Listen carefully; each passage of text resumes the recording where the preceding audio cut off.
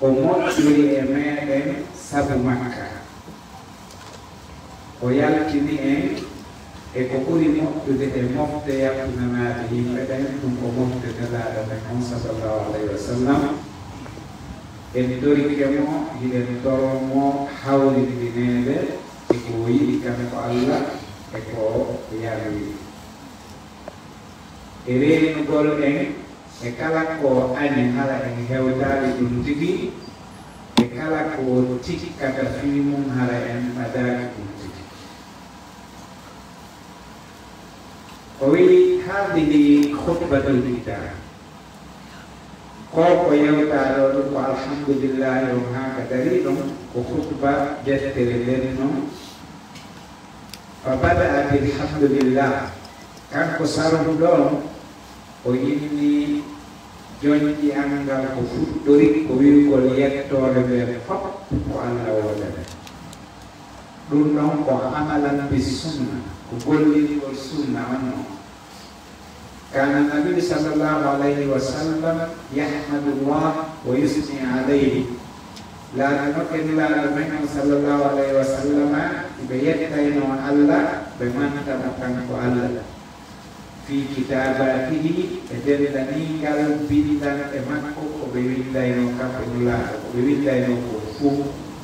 siko leetre ɓe windayno siko khutba ɓe windayno si tawi woni en ko deftere kala ko ɓe windayno ɓe fuɗɗorayno wigol alhamdulillah wa mukhatabatihi e dendaningal yewtereji makko windeteji ɗin fof ɓe fuɗɗorayno bisimillah ko yewtete kon kadi ɓe fuɗɗora bisimillah e alhamdulillah wa hakada kana salafu salih ko ni kadi jokkirno moƴƴuɓe ardiɓe ɓen fof ko ni ɓe wawno wa ahlul ilmi ko ni yimɓe gande ɓen kadi jokkiri yabda'una hudubahum bi bisimillahi rrahmani rrahim ɓe fuɗɗorayno defte maɓɓe ɗen e binduɗi maɓɓe ɗin fof ɓe fuɗɗorayno bisimillahi rrahmani rrahim ibtidaa'an bil kitabil aziz ka ñenɗingol deftere teddude nde ɓe waɗa ɗon alhamdulillahi rabbil alamin ɗum ɗon kadi ko ibtidaa'an bi fiili nabi sallllahu alayhi wa sallama ñenɗingol golle nelaɗo men on sallllahu alayhi wa sallama fa innahu kana ida arada an yahtub nelaɗo men on laade noɓɓe so ɓe haalanoma huɓɓude aw yatakallama ma ɓe yewta aw yunabbiha ala sey ma ɓe findina e toɓɓere nde tawata no himmi ma ɓe andinina yimɓe ɓen ɗum ɗum ko wona waɗede ma ko haani waɗde yahmadullah wa yusni alayhi ɓe yettayno Allah ɓe mantama summa yubayinu ma yurid refti noon si ɗum ɗon feƴƴi ɓe yetti Allah ɓe mantimo ɓe ɓandina noon ko ɓe faala ko bayanahu ɓangol maɓɓe ngol alayhi salatu wassalam kono allif nahaja hada manhaji walliti ɗon kadi ko ngol ɗo laawol o rewi koye ngol laawol ɗo o naatiri fuɗɗorgol inde Allah yettamo kadi si o naatana noon yewtere ko faala yewtude ko mubtadi'an biman salaf ko ñentinɗo ɓen ɗon ardinoɓe e moƴƴuɓe wo huwa albuda'atu bilhamdulillah ko fuɗɗorgol alhamdulillah wa mana alhamdulillahi on ko ay jami'ul mahamidi lillahi azza wa jalla mana mum ko gettoje ɗen fof hay hunde yalta e men yooni alif e laam ko ɓeynatama ko lil istighraq ko wiyete istighraq ko wongol jooni hay hunde accaka yooni fof hay fusgol tan ko ɗum woni alif e laam ka wi ɗon alhamdu ko dendanigal gettoje ɗe ko ɗum woni mana mum yani jami'ul mahamidi lillah alhamdu hamdu on huwa madhu ko mattugol wa sana'u e mattugol alal mamduhi e matteteɗo madhu e sana fof ko mattugol kono yimɓe no woodi ɗon en ɓe wiyeteɓe sendindiray e sew sewndi luga sew sewndi luga o haysi tawi ko ma'ana gooto kono ɓe sendindira ɗum wano sendindirirde ni hakkunde junngo e soogeewo ma kara e hunduɗo fof ko hunde wotere kono ko sew sewndi luga ko ɓuri kon si tawi woni seedi ka mahoodi no waawa seedude kadi ka ma'ana hay si tawi ko ma'ana gooto no woodi ko ɓeynata ka haala mutaradifaat no woodi kadi ko ɓeynata fawaaridu luga mutaradifaat on hay si tawi woni ɗen fof mono nanndi e ma'ana kono haray mahwodiri no seedi dewnodiri konngol kalanaji ɗi no seedi amma fawaaridu luga on no waawa wonde kalimaji wano sappo hara ɗi fof ko gootum ɗi sappi kono yimɓe luga ɓen no waawa sendindirde ɗi fof gokkum gokkum ɓaloygol jooni taqwa e hawfu e hasya wajal sifatno fof ko kulolala kono yimɓe sew sewde luga ɓen ara ɓe sendindirde kala no mari rigiri feere kono ɓernde nden woni yaarude ɗum hella ka kulol Allah ko noon ɓe sendindirirta gokkum gokkum haa hewtoya ko hattata ɗon ko wiyete kon on sahi toɗƴina gokgol anndi ko tuma goɗɗo ɗenƴi o huli o yii ko hulete kon o diwni kulol ngol nanndam si aroya noon ka o toɗƴino o jebbino hannde kadi ko noon woni yaarude digiriɗi muɗumen fof ko ma'ana hulugol wiyete kono si tawi woni aroyi ka fawaari ko luga tawi be sendindiroye haray no yaara aray alhamdu on e asanamu on fof ko mantugol Allah kono hamdu on weɗitantake si wona Allah tan alhamdu weɗitantake sina Allah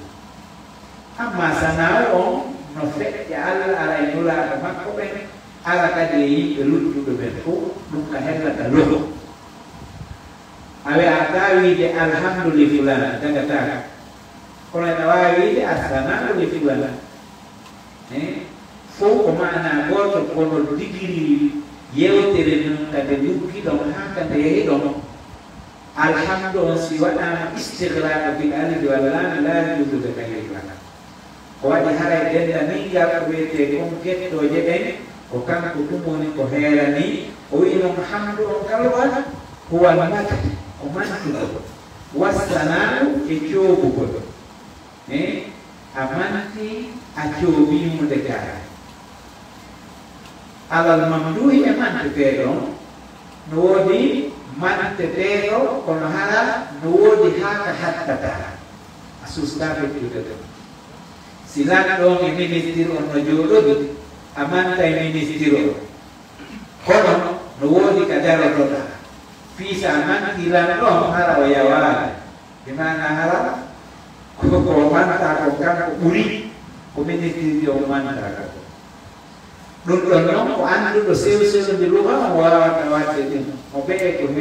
fewnude e muɗum ko jalla wa ala yuhmadu li zatihi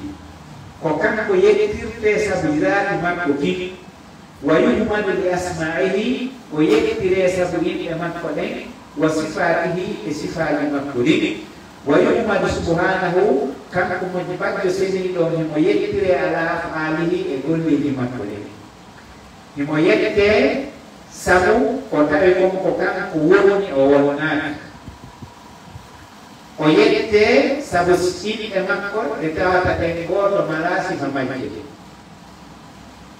e sifaji makko ɗi tawata goto sifitorta si wona kanko ko kanko ɗum mari yimɓe welɗitade e sifaji welɗitade o yettire sabu golleji makko ɗi tawata ɗi mala hattirde kaddi ala kanko golle makko ɗen ko haaɗo ala ko haaɗo faala o ko darnata ala falahu jamiu anwa'i alhamdi no wodane mo kanko Allah no heeranimo kadi dendaningal noneji gaɗeɗoje ɗen li anna jami'a ni'ami minhu subhanahu wa ta'ala sabana benda kal nema ji ko yimo be makko kan ko subhanahu wa ta'ala wa amma ghayruhu amma kana Allah fa yumma ala qadri ma yusni min al-jamil on no yette o jarne embere ko yotti ni ko fe mon tiere no mon tiere makko ne foti o jarne yelu do amma Allah kam kay mon tiere makko ne mara do kanko ko yette te to yette to re weli jande de tawata kadi hatti de ala walakin alhamd al-mutlaq al-kamil as-samila huwa lillahi azza wa jalla yetto de tawata ko weli tan timmude moftude de tawata haymude nakkaare mayre ɗum ko Allah ɗum kiiri ɗo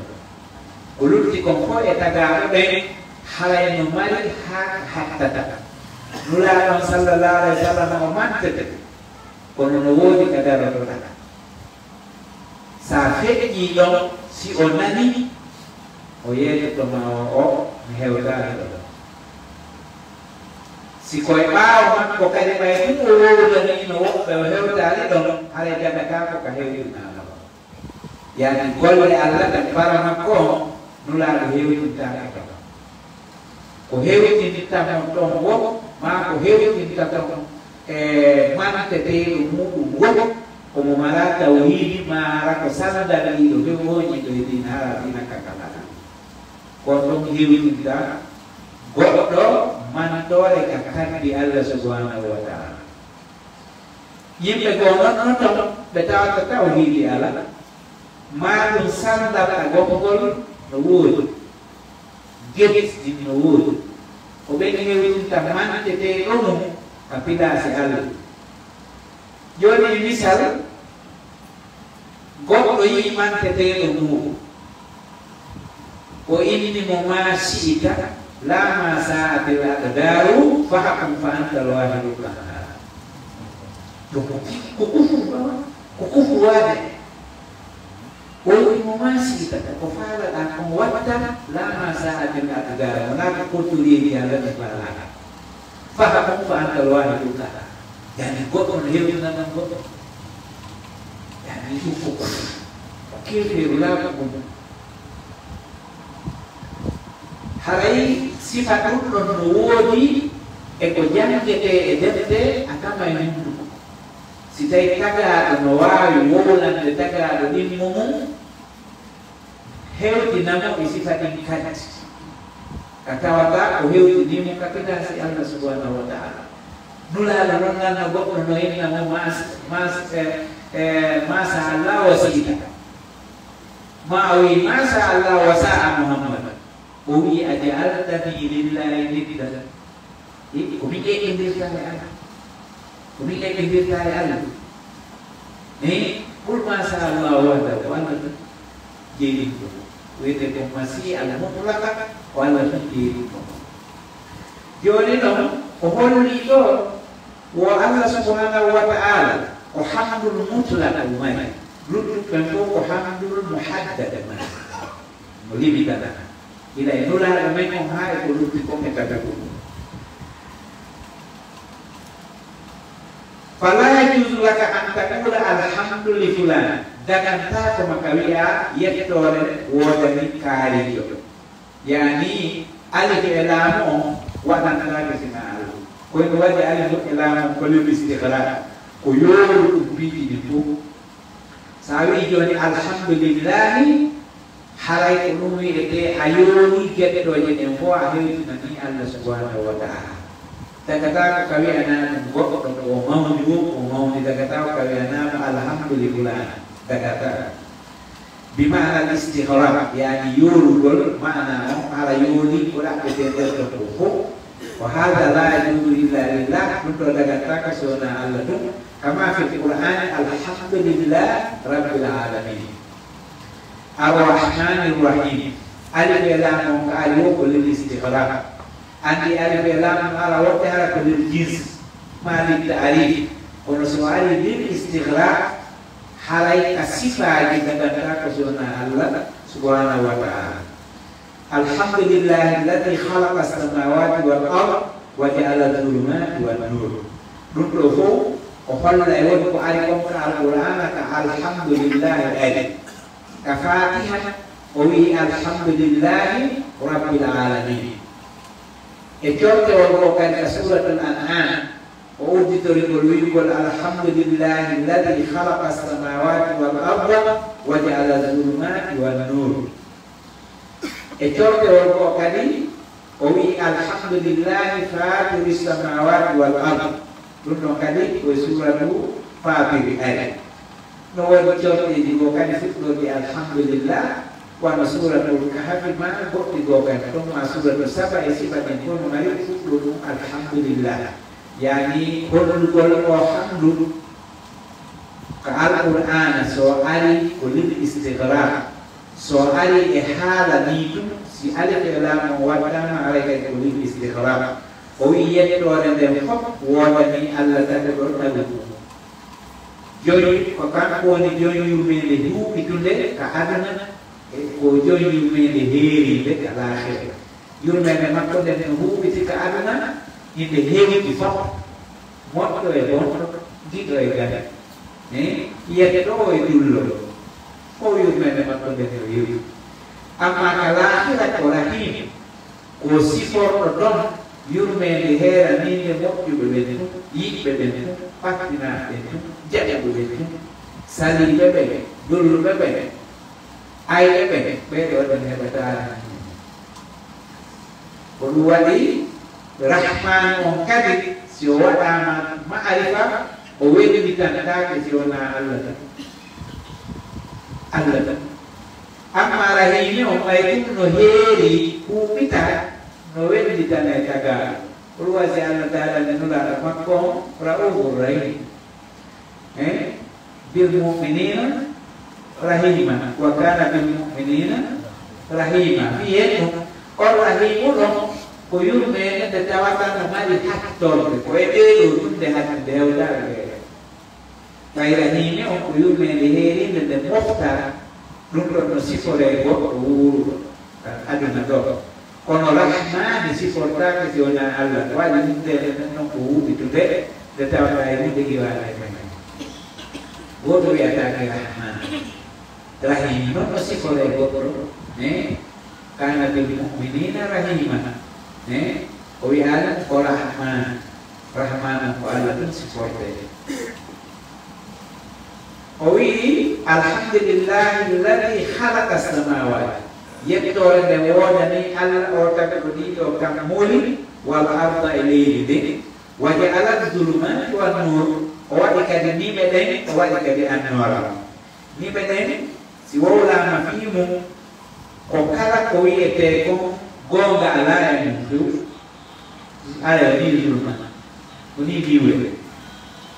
ko laawol ni keefi ko zulma nuru on ko ka gonga woni ko waɗi gonga on ko goto on ɗon ɗuuɗa ko waɗi zulma on ayne ɗuuɗi o jaɓɓini ɗum ɗon nuru on ɗon ay ko goto on ɗon o terɗini o waɗi ko goto waɗi ala zulumati wal nur o wiyaali walla anwara o waɗata ka alqur'ana anwara ko nuru waɗi nuru on ko goto gonga on ko goto alhaqo wahid gonga on ko goto joni waɗi ala zulumati o waɗi ni ɓe keɓeruɗen ko ɗe ɓoyɗi wan nura annora limano on ko goto ko ɗum waɗi o ɗuuɗa hay laawol gonga ngol ɗuuɗa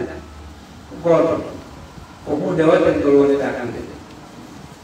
ɗum waɗi si nuru on ko goto o wi alhamdulillahi fatiri samawati yettore kadi wodani Allah o fermiɗo tagɗi kam muri walla ardi leydi nde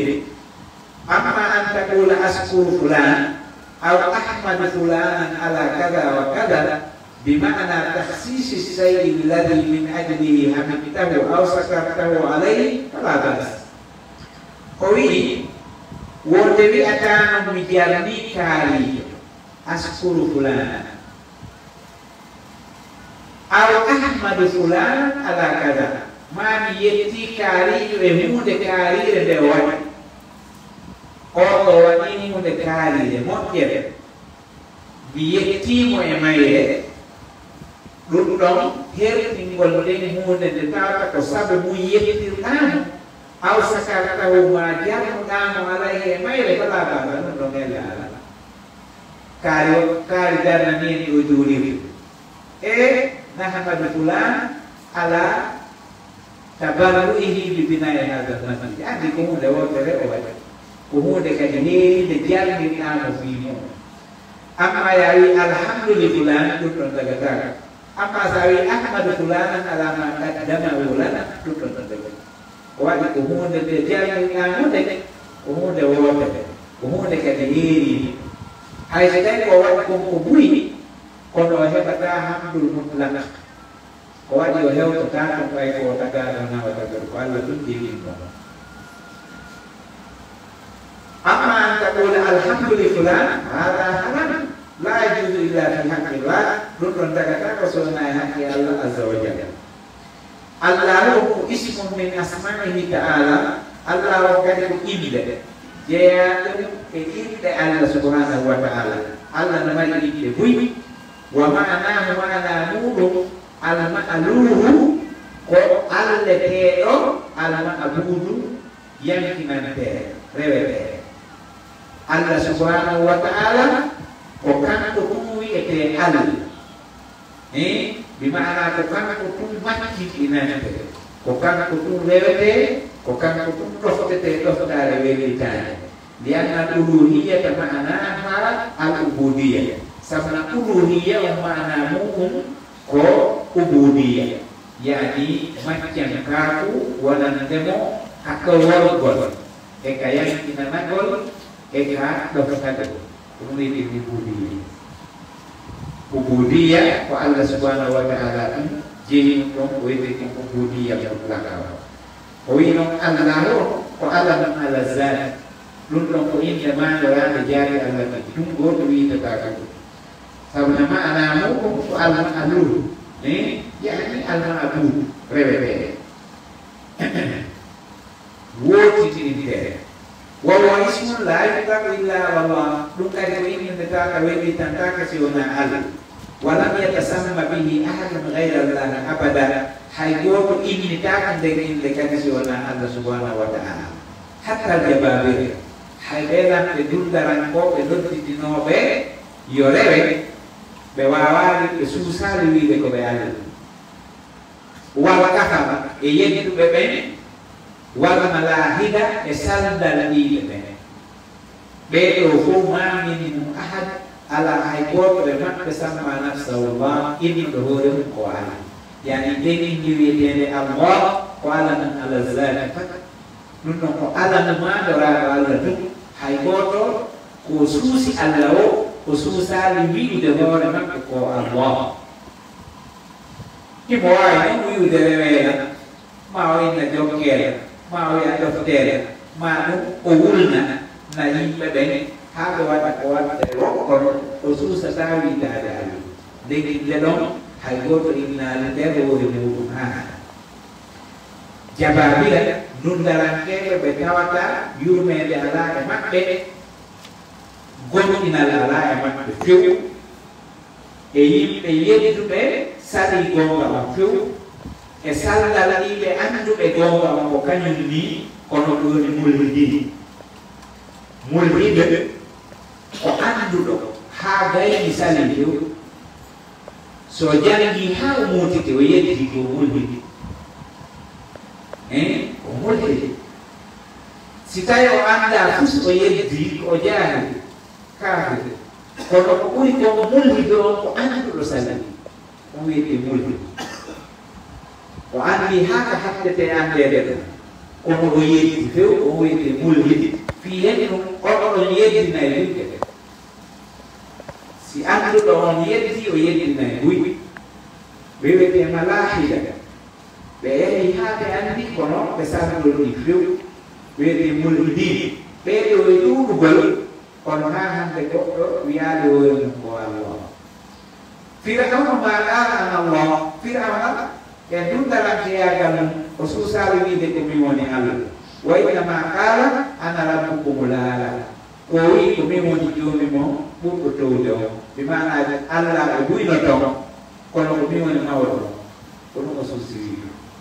amma yo wi ana allah la ilaha illa ana susari wiɓe yani ndegindi wiyetede allah ko allah ɗum sifortede ɓooti noon ko yeddi o yeddi wonde allah rewatake ko kañum rewete kono suska wittade ko allah o waɗi kala ka o wi ko allah hara himo andi o fete mo andi o fete jokkuɓe wone fof fof kadi ko ɓe ɗottimo o eɓe andi o fete ndeginde ɗon ko allah tum wellitantede fa hada ismu khasum billahi azza wa jalla nde ɗo inde ko inde heeranide allah tum wa rabbul alamin alrabbu ma'anahu almalik ko wiyete rabbu ko jeeyi manam almalikul mutasarrif ko jeeyi ko ferlitotoɗo e muɗum kadi al alamina jamo alam wa huwa jamiul makhluqat ko wiyete alam ko dendaningal tagaɗi ɗi wiyete alam kala ko tagako no sellata wellite yimɓe mum koko alam jeeya ko alamul jini ko alamul insi ko alamul nabat ko alamul hayawan ko alamul jamali ko alam kala ko tagaka ko alam wiyete wallahu huwa rabbuha ko allah woni tagaɗo ɗiɗo kanko woni jeeyiɗo ɗi ferlitotoɗo e majji kanko naggitata ka ko faalira o wa khaliquha kanko tagiɗi wa mudabbiruha ko kanko woni fewɗo fi majji wa ma'buduha ko kanko woni ɗofteteɗo majji wa ilahuha ko kanko woni reweteɗo majji e ɗofteteɗo qawluhu alhamdulillahi alladi hadana lil islam o wi kon yettore nde wodani allah o fewnuɗo en o fewniri en l'islam o wi al islam akbar ni'ma ko l'islam o ɓuri mawde e nema qala ta'ala al yawma akmaltu lakum dinakum wa atmamtu alaykum ni'mati wa raditu lakum al islam dina o wi allah subhanahu wa ta'ala o daali hande noon mi timminani on diina mon kaka mi timminani on kadi nema an on kamal e tamam ko ko goto kono kamalu on no wawa hana no lutti goɗɗum ko ɓeyditete amma tamam o ko haara e tiɗɗiɗi tis oɗum waɗi ko hunde ɓe tumaɓe lanni fewi inna alhamdulillahi alladi bi ni'matihi tatimmu tamam yani timmi wano o aya ɗo ko jippi ko hitande nulaɗo hajjatul wada ara hari ka geloɓe maɓɓe aya jippi e maɓɓe geloɓe ban jikki hakke ko batawi ba teddi sabu wayo bon kono batte ɗum ayeje ko jippino ko alqur'ana ha watta ɗum yawman turja'una fihi ila Allah ay kono ay hay dina tan timmi kanko timmi kono nemaji ɗin ha joni no lutti ɗin kadi no arata sabu batte ɗum nemaji ɓuuri wattino ɗon Allah subhanahu wa ta'ala daari ɗum mi timmini joni nemaji ɗi dina kan timmini hunde makka hande kadi fatu makka waɗi hajjatul wada'i waɗi wa atmamtu alaykum ni'mati nemaji ani tande timmini luttuɗoɗo fof e tikke wa raditu lakum l-islam dina ɗum ɗon sahi o wi on hadana lil islam mi waɗanama on l'islam on dina fa bil islam tammati ni'ma ala muslimin sabu o l'islam ko ɗum ɗon nema on timmidani julɓe ɓe wallahu jalla wa ala yaqulu qul bi fadlillahi wa bi rahmatihi fa bi dhalika falyafrahu wo yeetoɓe nulaɗo allah longginimo yo wi'u jiyaɓe ɓene ko sabu moƴƴere allah nde e yurmede makko nden ko bagori kon julɓe ɓene ɗum ɗo ko ɗum ɗon ɓe hani weltorɓe ko wi noon fadlullahi huwa l'islam ko l'islam ko ɗum ɓe hani weltorɓe wal rahmatu hiya alquran yurmede nden ko alquran on ko ɗiɗo ɗiɗi ɓe hani weltorɓe l'islam on e alquran on Lundu wete fadlullahi rahmatuhu. Falyafrahu bil Islam wa bil Qur'an. Yo bewel to Islam, bewel to de Al-Qur'an. Sabul Islam yang ini be Al-Qur'an on holli dalaw kaya de no kodi dala. Wa hala fi al-i'tiraf minka bi anna al-fadla lillahi fi hidayati al-Islam wa dunno no emumu. Iru rakol ma'a wonde mot yelene bagola ngal e fewno golma fi l'Islam on ko Allah wonde. Wa bi irsadika ilayhi e titini golma e limano on hawri dine en kata. Wa tasbitika alayhi tabitini kadiyya. Sabuna mo ma fewno de. Oron ki hawri dine. O titini ko oron ki hawri dine. Maka ko hawri dine jogoda ha kayna ron kata bitide munu jalla do hebe nyante ko wodi ko wadi atoro ko Allah yo fewne l'Islam toroda Allah yo hawri dine e ko feewi ko toroda maka yo tabi dine mo sabana tabi gongol ko don de woni ko buri himpude ko hada fadlu min Allah. Lundu ko kurang imorte Allah la bihawlika kona dole na kona wakilare na ko bagola imorte ka Allah wala ka wa patona sabu dole na lundu ibu wa inna ma huwa tawfiq min Allah lundu ko hawli dine de imorte ka Allah subhanahu wa ta'ala fa huwa alladhi hadaka ko kan ko Allah woni ko fewu ma ko hawli dine. ولذلك يقول أهل الجنة إذا دخلوا الجنة قلوا يجي الجنة بمئة يسبناك الجنة يوم القيامة بين الحمد لله الذي هدانا لهذا وما كنا لنهتدي الله أوفر من حول الدين من تبي الدين من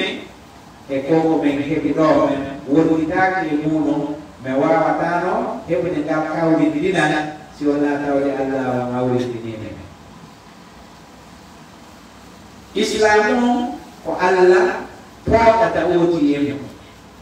pewankara ko Allah hawri minintano mo e muɗum tabiti gongol ko Allah subhanahu wa ta'ala tabitinta ko muɗum si tawi no hala no sikkitano si Islamu ko dina mo joɗum Allah subhanahu wa ta'ala waɗayno yo suudu no laaɗo ɗum accu fof gomɗiti wona ko dina no sitata kono Allah hoddiri wonnugo laanina musidarni ko dina hawrindinede yo siɓɓe hiɓɓuɓe ɓe atto yedirde Abu Lahab ɓe yeedi baba ɓurɗo danɗade o Abu Talib o yeedi ɗum ɗo holli ayana dina musidarni ko dina tawakal Allah hawrindinede ɗum waɗi si woɓɓitiɗo ari jaɓi o heɓi malal ɓadi ɗo ɗon heɓude ɗum koye hikma Allah holluɗo na musidarɗiɗi siko musidarɗino Abu Talib e Abu Lahab goɗɗo addata noon ko ɓeydi Bilal iwatano to Salman iwa to ɓe ala atto Zayd ibn Sa'd Haritha iwa to ala atto ma woni ko heɓa ma iwa to joga ha hewta ka oto hewta ka ɗum ko pagolala ala ɗum siko dina masih dalam perbedaan betul berlani na koronete na dina masih dalam ko dina hawri dinere ulwa Allah yedi mo inna kala tahdi man ahabba yani bi fadlillahi wa bi rahmatihi wa bidzalika falyafrahu dun si Allah hawri dini mayri toro kaliyo tabi dine kalau wa man alaina bihi koi kom komo kiri emere sabakaro dina yani al-Islam minnatan min Allah l'Islam ko dokka imorte ka Allah ko moƴƴere waɗi hina moƴƴere kadi hettete ko moƴƴere nde o bagorma hina ngantugol a waɗi ngantaro ila gandini heɓugol ɗum baluji wona minna on ko immorde Allah subhanahu wa ta'ala kanko hokkima ko hokkay makko o tañɗinaki kadi yayoyi pus Allah ndeto minna min Allah wa illa fallahu la yajibu alayhi shay siwana bagala Allah mu dawatta ke mi makko fi o jodul golgo wata ke Allah wanda okkolay go so okkori mo bagolo wata ke Allah ke Allah fi go wa inma huwa yatafaddal ala ibadihi wa ni Allah bagolo ya makko be bil islam bil islam wa bil ni'ami jodul golbe nemaji wa bil afiyati jodul golbe dutu e kella afiya no kuli kella kella dala no mari ka hatti amma afiya dulu dan ko kella ka kan dulu ko kella ka ko wiyete afiya ko wadi nula ka bayani yo ko toro alla afiya afiya na kella sifara ko kella ko afiya no kella Segini nas'alullah al-afiyah Entori al-afiyah Dulu no kuli kialan no diwi kialan mufti nema ni ko o afiyah on ko je o wi dono wa bibini an wa bibi afiyah ani o ini an on ko nema ni hu bitu Jadi no mufti kialan no mufti garu no mufti gudu no mufti agende no mufti julia no mufti jaudi no mufti pinji fop ko ini amonje afiyaron gudu don ko celal ka andu ko celal ka ruhu ko celal ka kabita pinji ni fo afiyaron no nani ini nas'alullah al-afiyah halai ini nema ni fo wabil arzaki sabu arsika ini kuwete arsiki ko kala ko dotto hedi ko wete arsiki innaka ko jawdi mako dundo nan wete arsiki ko kala ko dotto ko disi ko wasi Allah dara min ma razaqna mi yuzidun ko men arsiki be ko yo na kunu siko dole arsiki kala ko min na siko haki le vere monti asikata kulungin na siko jawi asikata kulungin na sitai woni eng ko godungo wano gandal asikata kulungin allawi na sitai woni eng ko godungo ko yete sabu asikata kulungin na Allah ya ma razaqna ko asikata ko yula o yete risis o ino wa bin azza esa arsika ini kota todo wi arsika ka biyo marajew ko mari ko ko arsika ini dundo ko hani ka yenta Allah subhanahu wa ta'ala qawlu wa akhrajana fi khairi umma ko ya ni menge ko buri mo de motte akhdan min qawlihi ta'ala kuntum khaira ummatin ukhrijat lin-nas wa dundo ko yetta Iya al-Quran Allah dari dong kono woni be mofte urbe moftu de mofte ya na be yibe be fa qawlu kuntum hadha khitabu lil muslimin ko jurbe be fo yewda do khitabu ko yewtere fewto dira khayra ummatin ay khayra ummat ko uri moftu de mofta no yalla di fop kono woni sakki to majji kono woni attoro majjikate kono sakiti kono attoto on sakiti ke arde kono attoto naatu be aljanna on sakiti ke arde kono kuro e dudu de aljanna on sakiti ke arde kono kura de mati maye woni khayra ummatin ko khrijat linnas khayri ya ko no mufti bi ni ko kan gede ega uluti ko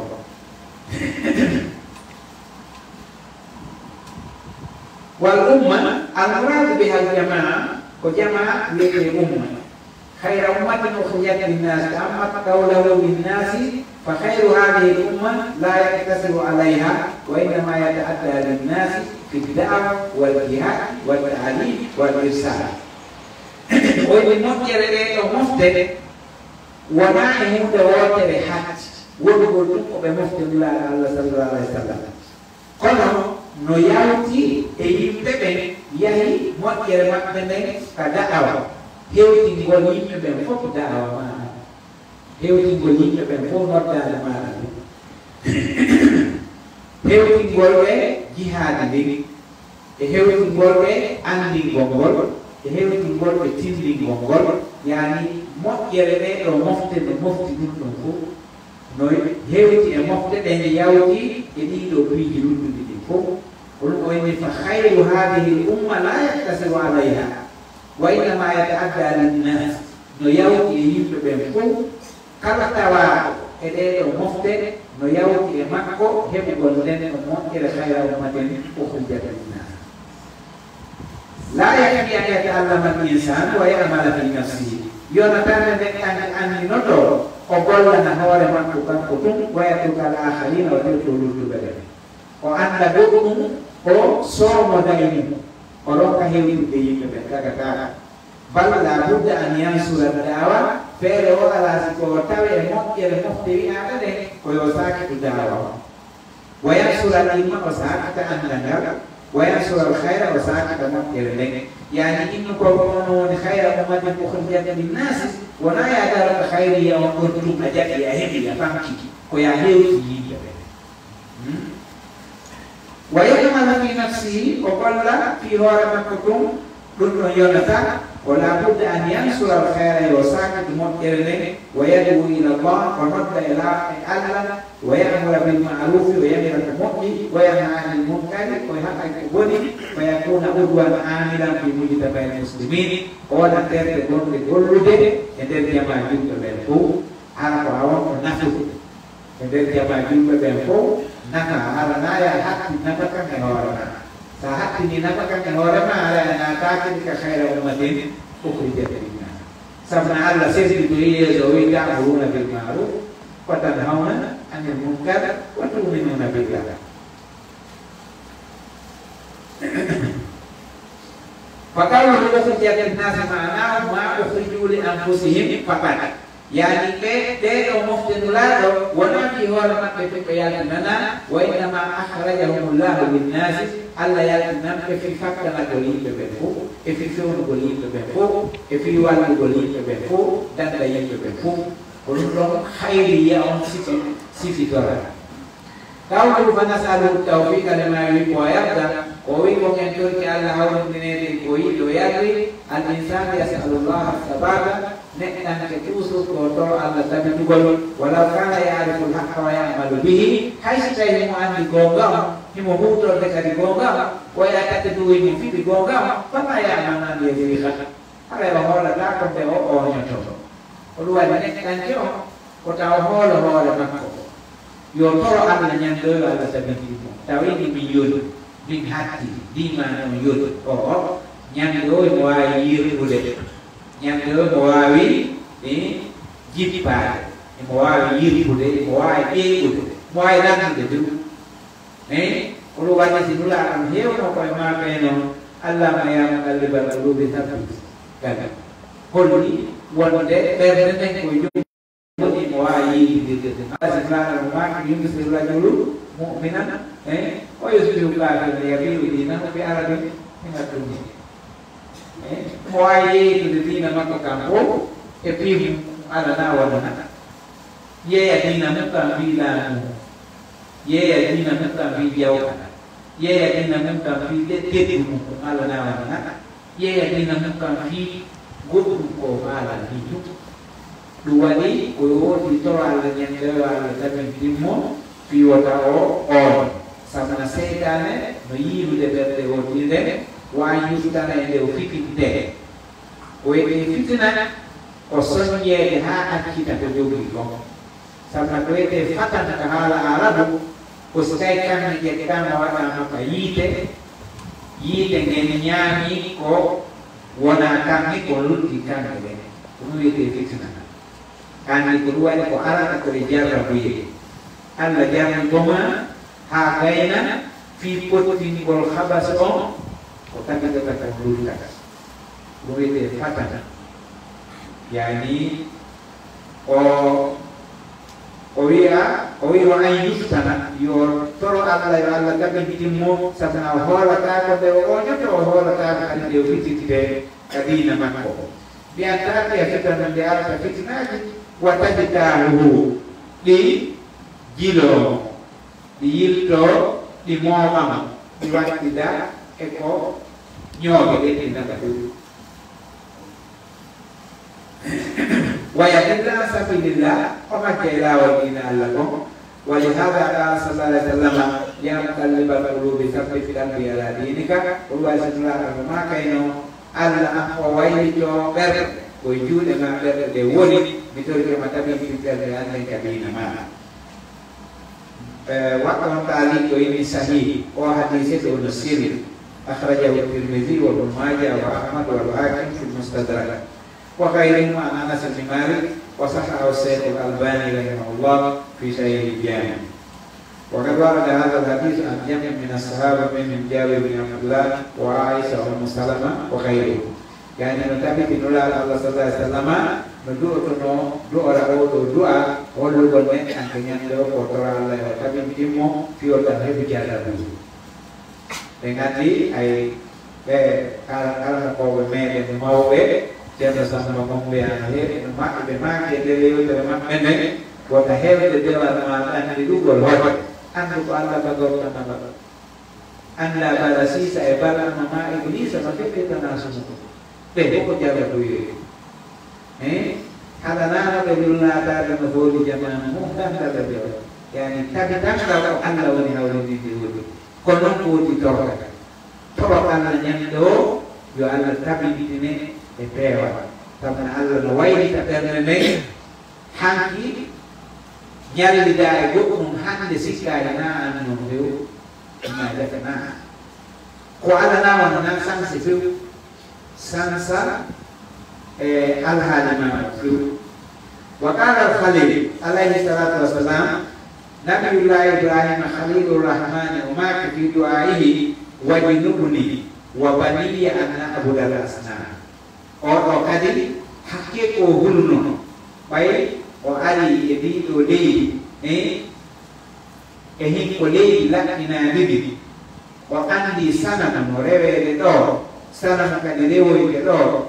o huli o mati o tori Allah yo Allah wo indi mo kan o woda o fewno do e bitte awe be fofu Allah wo indi be o sana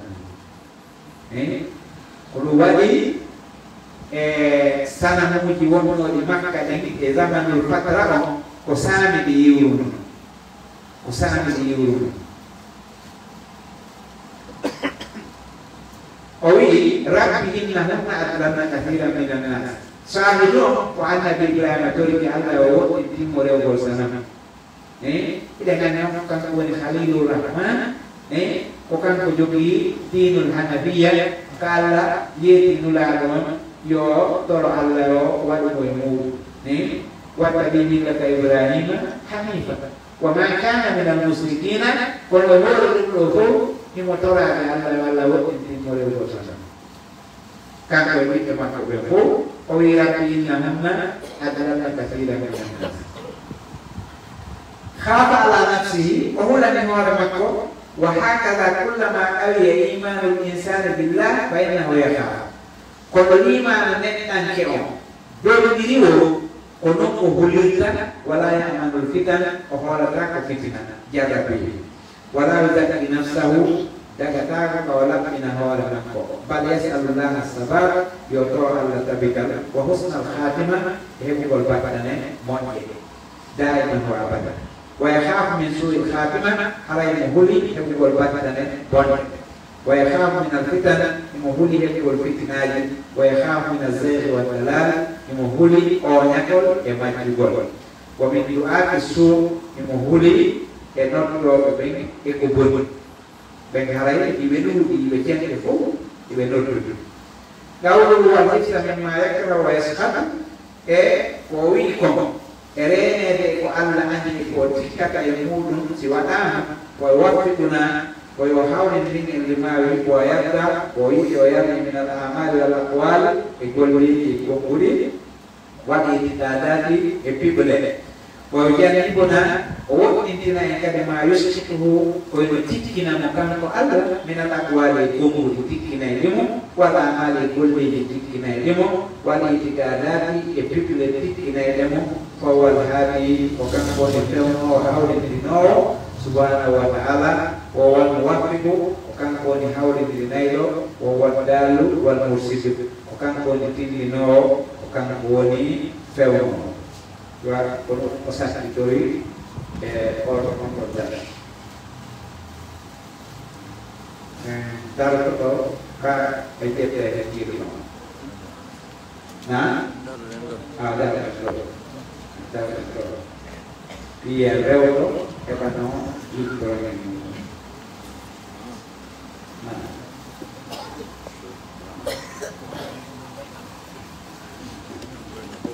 formal kalau itu dalam jangka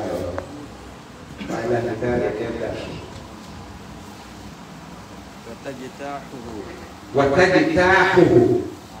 Kuwiti tajtahu kukul. Ala juu di kota mengatakan. Kuwiti ijtihad. Alkohol pun ya oti asena. Dun notong kalau kukul mengenal untuk maleno kudu nada. Kuwiti ijtihad. Nah,